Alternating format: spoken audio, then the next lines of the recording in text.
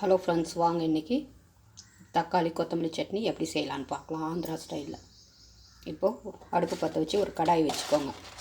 அதில் எண்ணெய் ஒரு 2 ஸ்பூன் ஊற்றிக்கோங்க. எண்ணெய் காஞ்சதும் அதில் பெருங்காயத்தூள் சிறிதளவு சேர்த்துக்கலாம்.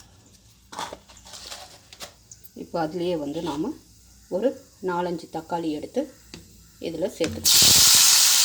தக்காளி நல்லா வதங்கணும். இதிலேயே நாம் பூண்டு ஒரு 5 பல் சேர்த்துக்கலாம். இதிலே உங்கள் காரத்துக்கு ஏற்ற பச்சை மிளகாவை சேர்த்துக்கலாம். இப்போ இது எல்லாமே நல்லா வதங்கட்டும் ஃப்ரெண்ட்ஸ்.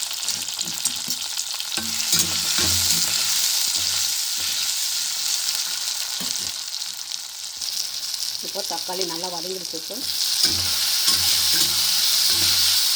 இப்போ இதிலேயே நாம் புளி சேர்த்துக்கலாம்.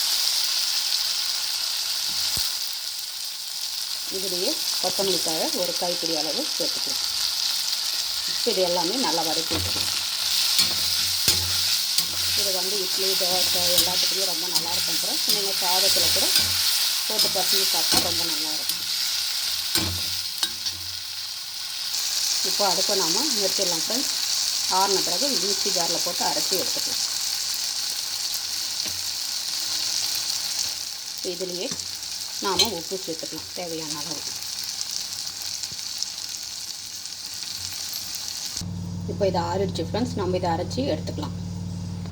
இப்போ இந்த மாதிரி அரைச்சி எடுத்துக்கோங்க ஃப்ரெண்ட்ஸ். ரொம்ப நைஸாக அரைக்காமல் இந்த மாதிரி கொஞ்சம் குறப்பாக அரைச்சிங்கன்னா தான் நல்லாயிருக்கும். இப்போது இதுக்கு ஒரு தாளிப்பு ஒன்று கொடுத்துடலாம். இப்போ அடுப்பில் ஒரு கடாய் வச்சுக்கோங்க ஃப்ரெண்ட்ஸ். அதில் கொஞ்சமாக எண்ணெய் ஊற்றிக்கோங்க.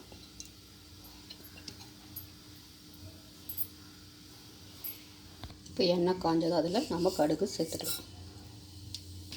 அதிலே ஒரு 1/4 ஸ்பூன் சீரகத்தையும் சேர்த்துக்கலாம். அதிலே ஒரு காஞ்ச மிளகாய் இந்த மாதிரி பாதியை கட் பண்ணிக்கோங்க.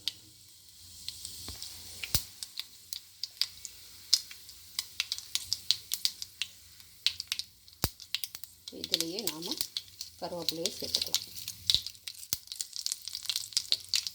நீங்கள் பெருங்காயத்தூள் ஏற்கனவே சேர்த்ததுனால நம்ம இதில் சேர்க்க வேண்டியதில்லை ஃப்ரெண்ட்ஸ். நீங்கள் அதில் சேர்க்கல, சட்னியில் சேர்க்கலன்னா இதில் சேர்த்துக்கலாம். பெருங்காயத்தூள் இல்லை பெருங்காய தட்டி எதுனாலும் நம்ம சேர்த்துக்கலாம்.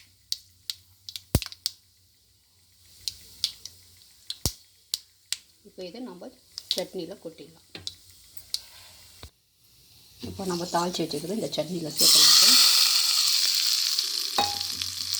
நல்லா கலக்கி விட்டுருங்க. இப்போ இதை ஒரு பவுலுக்கு நம்ம மாற்றிக்கலாம் ஃப்ரெண்ட்ஸ். அவ்வளோதான் ஃப்ரெண்ட்ஸ். இப்போ சுவையான கொத்தமல்லி தக்காளி சட்னி ரெடி.